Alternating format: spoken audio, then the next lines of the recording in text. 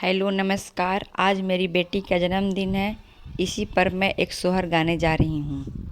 जुगे जुगे जिया सुलाला नावा भावानावा के भाग जागल हो। ए लाल ना लाल होई हैं कुलावा के दीपत मानावा में आस लागल हो। ए लाल ना लाल होई हैं कुलावा के दीपत मानावा में आस लागल हो। आजू के दिनावा सुहावन रतिया लुभावन हो। ए लालना महलिया में बेटी लियली जाना मामा बेटियो बड़ा सुंदर हो। ए लालना महलिया में बेटी लियली जाना मामा तो बेटी बड़ा सुंदर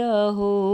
नकिया तो हवे जी पापा जी के आँखिया जे माई के हो। ए लालना मुहावा जे चांदावा सुरुजावा त सगरो अंजोर भइले हो। ए लालना मुहावा जे हउए जे चांदावा सुरुजावा त सगरो अंजोर भइले हो। सासु सोहागी नयन धन लुटावेली हो। ए लालना दुवरी पर बाजला बधइया आंगनवा उठे सोहर हो। ए लालना दुवरी पर बाजला बधइया आंगनवा उठे सोहर हो। ए लालना दुवरी पर बाजला बधइया महलिया बाजे सोहर हो।